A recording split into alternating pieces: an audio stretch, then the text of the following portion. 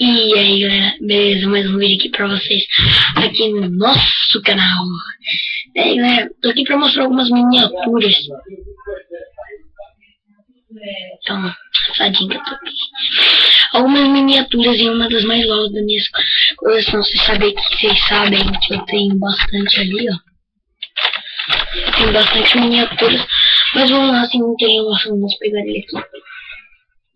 Com o nosso primeiro, um ônibus. Quem conhece essa empresa aqui, ó, é uma nova, Crash. Então, galera, esse ônibus aqui, ele é muito foda, mas ele é de flexão, não foi mesmo nada. Ele é de flexão mesmo.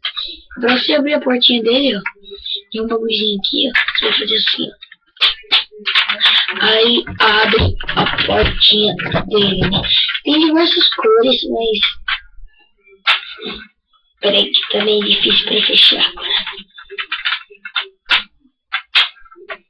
Pronto. Tem diversas cores. Peraí que eu...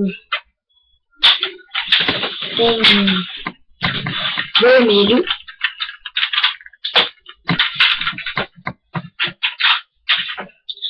um branco. Foi meu amigo que mandou, galera, meu amigo lá da escola. Ele não é um inscrito, mas ele tá pensando em se inscrever. Ele me deu essas miniaturinhas aqui, né? Ele tem essas cores, tem branco, vermelho, azul, amarelo, preto, branco e rosa. Eu vou deixar todos eles aqui, ó.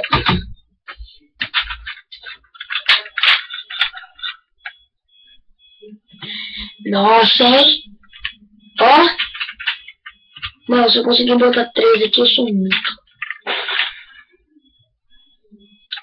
Ah, não consigo, mas consigo 2. E... Perdão. Desculpa. Perdão, tá, galera? Mas é só isso mesmo.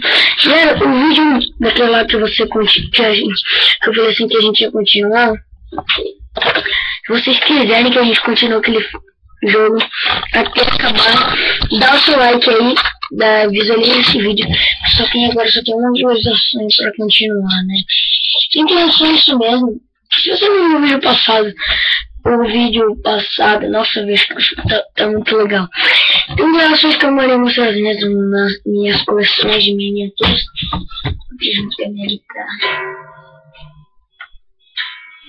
Agora o nosso mascote vai aparecer daqui uns 3 vídeos. Eu tô tentando comprar uma nova roupa pra ele. Então é só isso mesmo. Se você não for inscrito no canal, se inscreve. Compartilhe em redes sociais. Dê seu like. Coloque em gostei.